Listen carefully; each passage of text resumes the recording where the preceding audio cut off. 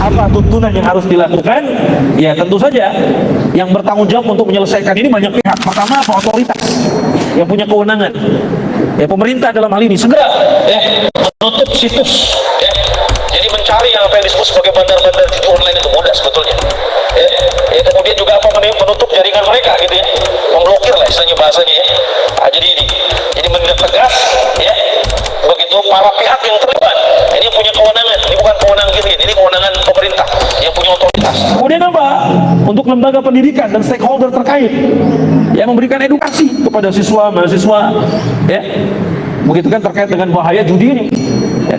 Kemudian keluarga memberikan edukasi ya, sugesti dan jalan keluar agar setiap anggota keluarga terpenuhi kemandirian finansialnya. Nggak ada orang kaya gara-gara judi, nggak ada berkahnya gitu, apalagi sebagai seorang muslim, nggak ada berkah gitu ya.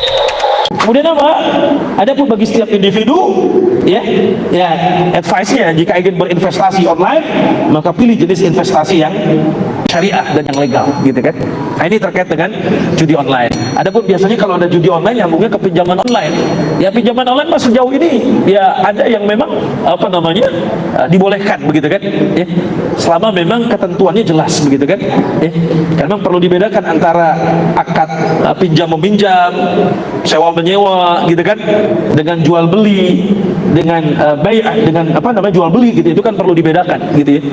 Jadi jangan sampai kemudian pinjam meminjam ya, sebab kalau pinjam meminjam itu kan akadnya bukan akad komersial, harusnya akadnya akad sosial kan, kan begitu, akadnya akad sosial kan, antum minjam sama saya, antum lagi nggak punya uang, ya, nah, maka akadnya akad sosial nih saya kasih pinjam, ya maka nggak boleh ada kelebihan dari pokok, kelebihan dari itu riba, kan gitu kan.